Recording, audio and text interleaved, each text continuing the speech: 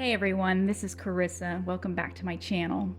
Let's get right to it with the 5 boundaries your relationship needs. Remember, boundaries are for you, not as a means of control. And boundaries without consequences are counterproductive. Let's start with number 5. Your privacy and relationship privacy. Your privacy involves personal space, your alone time or me time, okay? Your personal bubble, so to speak. So this can be your time to decompress.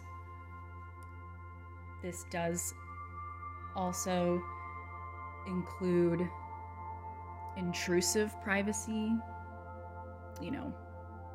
when it comes to the bathroom or certain private situations that make you feel uncomfortable. And your relationship privacy is what stays within the confines of the relationship. Any personal matters, sensitive information, secrets between you and your partner stays between you and your partner. So hopefully your relationship has a healthy grasp of both.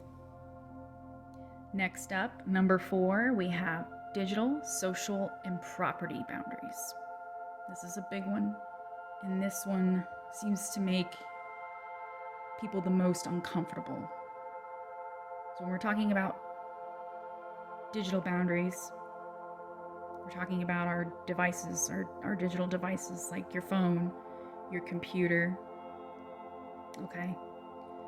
Social boundaries have to do with your social media, your online accounts, and your property.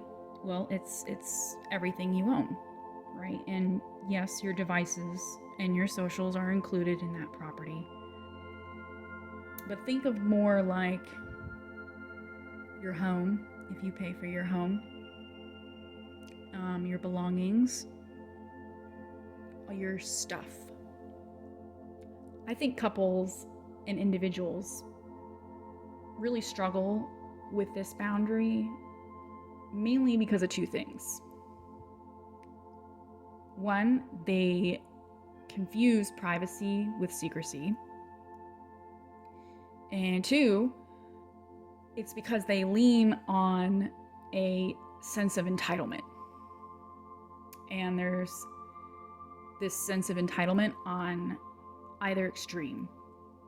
So the partner who is refusing access, meaning they feel they are entitled to hiding personal or sensitive information and withholding property from their partner.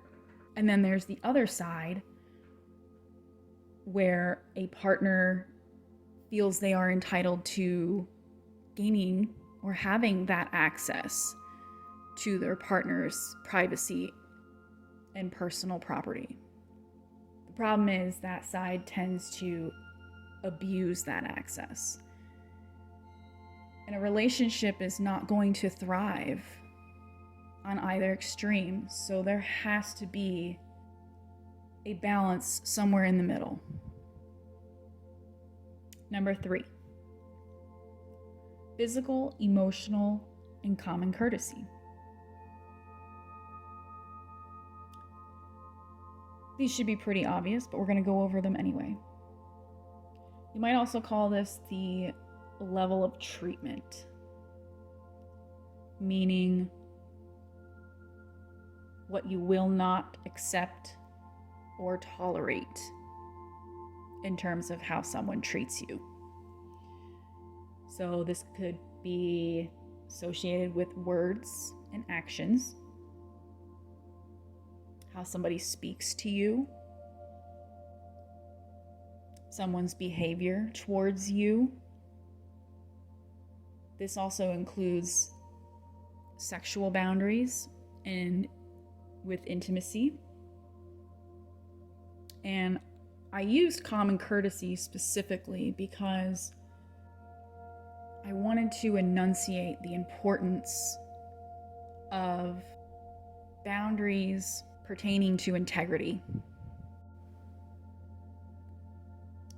Number 2, boundaries with family and friends. Yep, just as important, because we all know there's family and friends out there who are over-intrusive.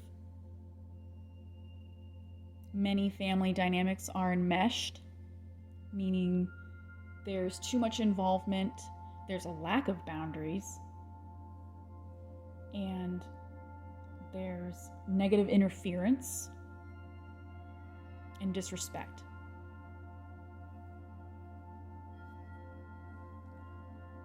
And lastly, number 1, probably the most controversial, but it needs to be said. And it needs to be said louder for those in the back. Boundaries with the opposite sex and exes or past relationships. This includes interactions, temptations, and level of intimacy and closeness. Because the truth is, cheating is not black and white. Cheating doesn't begin with sex or when the clothes come off. So that means we have to look at boundaries in terms of intimacy outside of physicality or chemistry.